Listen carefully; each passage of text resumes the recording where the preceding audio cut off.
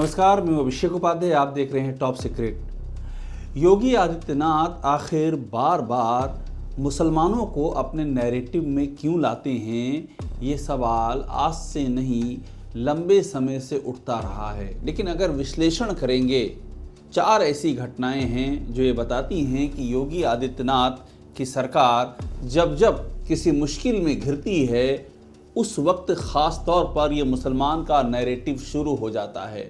और इसीलिए कहा जा रहा है कि हर मुश्किल का समाधान मुसलमान, यानी कि जब भी सरकार मुश्किल में घिरे, अपनी गवर्नेंस को लेकर के, अपनी कार्यशैली को लेकर के, अपने विवादास्पद फैसले को लेकर के, बेलगाम पुलिस प्रशासन को लेकर के, बीजेपी की आंतरिक महाभारत को लेकर के, अपने ही मंत्रियों के, विधायकों के सरकार पर तमाम आरोपों को लेकर के, संगठन और सरकार के बीच लगातार बढ़ती तकरार को लेकर के, तो आप तुरंत मुसलमान के नैरेटिव वाला दरवाज़ा खोल दें। योगी आदित्यनाथ लगातार ऐसा ही करते आ रहे हैं। ये हम नहीं कह रहे हैं, ये घटनाएं कह रही हैं, ये तारीखें कह रही हैं, ये आंकड़े कह रहे हैं। शुरुआत करते हैं संभल की घटना से। एकदम ताज़ी घटना है, नई घटना है। पहला चैप्टर है संभल, हर मुश्किल का समाधान मुसलमान। तारीख है 19 नवंबर 2024। लोग हैरान हो जाते हैं। इस दिन अचानक से स्थानीय अदालत में कियास्का की जाती है और उसके बाद संभल की जामा मस्जिद के सर्वे का आदेश हो जाता है। ये अजब संयोग की बात होती है कि उपचुनाव जिस समय यूपी का हो रहा होता है, योगी आदित्यनाथ बेहद ही मुश्किल में घिरे होते हैं, क्योंकि लोकसभा में बीजेपी की बुरी तरह से हार हुई होती है, अप्रत्याशित हार हुई होती है। सीटें घट करके सिर्फ 33 आ जाती हैं। बीजेपी लोकसभा में जो बहुमत का आंकड़ा है उससे खासा पीछे रह जाती है और मेन वजह उसकी यूपी को ही माना जाता है।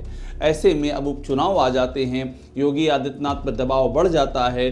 तो 20 तारीख को 20 नवंबर 2024 को उपचुनाव में 9 सीटों पर मतदान होता है। और संयोग ये देखिए कि 19 तारीख को संभल का चैप्टर खुल जाता है। उसके ठीक एक दिन पहले वहाँ पर स्थानीय अदालत में एक याचिका दाखिल होती है, सर्वे का आदेश होता है और उसके बाद से संभल का चैप्टर खोल दिया जाता है। संभल में उसके बाद गोलियां चलती हैं, उसके बाद मौतें होती हैं, उसके बाद संभल में सर्वे पर सुप्रीम कोर्ट एक्शन लेता है, वो रोक लगाता है। और उसके बाद भी वहाँ गतिविधियाँ बंद नहीं होती हैं। वहाँ पर मंदिर की तलाश शुरू हो जाती है, वहाँ पर नई पुलिस चौकी बनने लगती है। और यहाँ तक कि 1978 में 1978 याद कीजिएगा, ये सन में जो दंगे हुए थे उनकी फाइलों को खोल दिया जाता है कि 1978 में जो हुआ था, अब हम उस समय की फाइलों का विश्लेषण करेंगे कि मुसलमान और हिंदू के बीच में उस समय जो हुआ था उसकी जांच सही नहीं हुई थी। 1978 की जांच हम 2025 में करेंगे, ये चैप्टर खोल दिया जाता है। तो उपचुनाव में जो बीजेपी जिस तरह से जिन मुश्किलात का सामना कर रही थी और अंदर जो विरोध बढ़ रहा था योगी सरकार के खिलाफ खुद पार्टी के भीतर, उसके ऊपर संभल का ढक्कन रख दिया जाता है। ये आपको मैंने पहली ऐसी कहानी बताई जिसका निचोड़ यही है, हर मुश्किल का समाधान मुसलमान। अब दूसरी जो कहानी है, थोड़ा सा बैकग्राउंड में जाते हैं, अक्टूबर के महीने में जाते हैं, अक्टूबर 2024। और वो कहानी होती है बुलडोज़र की। बुलडोज़र को लेकर के योगी सरकार बुरी तरह घिर रही होती है। अक्टूबर की शुरुआत में ही सुप्रीम कोर्ट ये कहता है कि सिर्फ आखिरी विकल्प के तौर पर ही बुलडोज़र का एक्शन हो सकता है और कोई व्यक्ति आरोपी या दोषी है, ये बुलडोज़र का आधार नहीं हो सकता है। बुलडोज़र को लेकर के योगी सरकार काफ़ी घिरी होती है, आलोचना का शिकार होती है।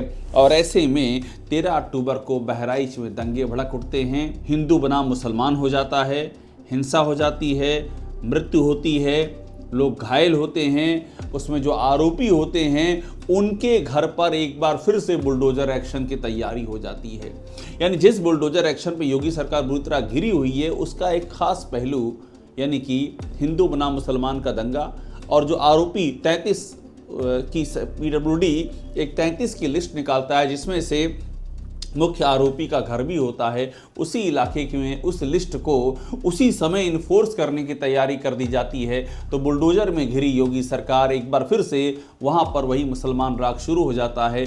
इस पर भी इलाहाबाद हाईकोर्ट रोक लगाता है आखिरकार, और सुप्रीम कोर्ट को यहां तक कहना पड़ जाता है कि अगर आप हमारे आदेशों के उल्लंघन का जोखिम उठाना चाहते हैं तो ये आपकी मर्जी। तो ये दूसरा चैप्टर था कि जब बुलडोजर पर आप घिरे तो वहां भी वही मुसलमान चैप्टर। अब तीसरा जो चैप्टर है वो आता है कांवड़ का। कांवड़ का जो समय था जुलाई 2024, इस समय को ध्यान दीजिए।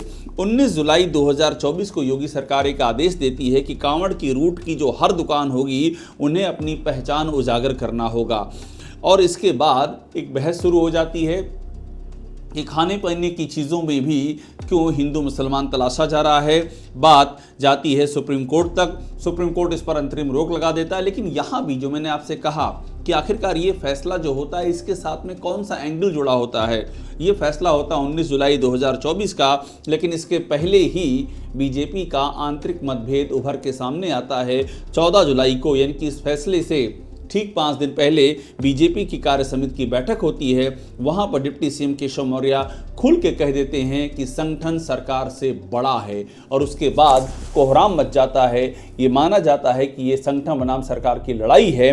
और चूंकि लोकसभा में जो बीजेपी की बुरी तरह हार हुई थी उसकी एक बड़ी वजह यह भी बताई गई थी कि सरकार ने सहयोग नहीं किया संगठन का, अधिकारी बेलगाम रहे, छत्री महापंचायतें हुई, सरकार ने रोका नहीं। और यहां तक कि बीजेपी के अपने ही नेताओं और कार्यकर्ताओं को बुरी तरह से प्रताड़ना झेलनी पड़ी। और 14 जुलाई को यहाँ तक बात आ जाती है कि योगी आदित्यनाथ की मौजूदगी में बीजेपी कार्य समिति में केशव मौर्य बोल देते हैं कि संगठन सरकार से बड़ा है। कार्यकर्ता ताली बजाते हैं, सरकार बुरी तरह घिर जाती है। ये तारीख है 14 जुलाई, और 19 जुलाई को आदेश आ जाता है कि अब कांवड़ के रूट की हर दुकान पर पहचान उजागर करनी होगी। यहाँ भी वही हर मुश्किल का समाधान मुसलमान एक और चैप्टर खुल जाता है। इसके बाद एक और उदाहरण जो बहुत ही दिलचस्प है, और हम ये विश्लेषण कर रहे हैं, समझने की कोशिश कर रहे हैं कि आखिरकार ये क्यों ऐसे फैसले होते हैं और इनके पीछे की वजह क्या होती है। ये 2023 की बात है। अगस्त 2023 में योगी सरकार फैसला लेती है कि मुरादाबाद जो दंगे हैं उनकी 40 साल पुरानी फाइल को सार्वजनिक किया जाएगा। अब 40 साल पहले जो दंगे हुए उसकी फाइल को अब सार्वजनिक करने का क्या मकसद होता है, लोगों को समझ में नहीं आता है। लेकिन जो ध्यान से देखते हैं उस घटनाक्रम को तो मालूम पड़ता है कि कुछ चीज़ें बैकग्राउंड में चल रही होती हैं। दो ऐसे नेता होते हैं जो कि बीजेपी में शामिल हो गए होते हैं, जो बीजेपी से अलग रहे होते हैं, जिन्होंने 2022 के चुनाव में बीजेपी के साथ नहीं दिया होता है, दारा सिंह चौहान और ओम प्रकाश राजभर। उनको मंत्रिमंडल में अभी तक शामिल नहीं किया जाता है, उसको लेकर के खींचातानी जारी रहती है। और यहाँ तक बातें सामने आने लगती हैं कि क्योंकि योगी आदित्यनाथ नहीं चाहते हैं, और ओम प्रकाश राजभर ने जब वो समाजवादी पार्टी के साथ योगी आदित्यनाथ को जमकर निशाने पर लिया था और इसलिए उनकी मंत्रिमंडल में एंट्री नहीं हो पा रही। इस सब के बीच में ये आता है, मुरादाबाद वाली की फाइल का मामला आता है, और इसी के आसपास जो उपचुनाव होते हैं घोसी के, उसमें दारा सिंह चौहान हार जाते हैं। और वहाँ भी सवाल ये उठता है कि क्या उनकी हार में गैरों की भूमिका है या फिर अपनों की भूमिका है। ये लड़ाई चलती रहती है, और मार्च 2024 में जाकर के दारा सिंह चौहान और ओम प्रकाश राजभर मंत्रिमंडल में शामिल हो पाते हैं। तो यहाँ भी वही कहानी दोहराई जाती है, हर मुश्किल का समाधान मुसलमान।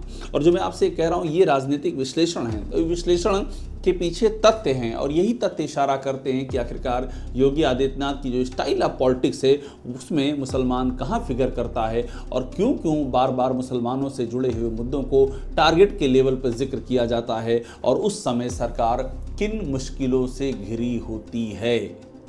तो क्या ये अपने आप में एक डाइवर्जन है? ये सवाल एक बार फिर से सिर उठा रहा है, क्योंकि संभल के मामले पर संघ प्रमुख मोहन भागवत तक ने चेतावनी दे दी है।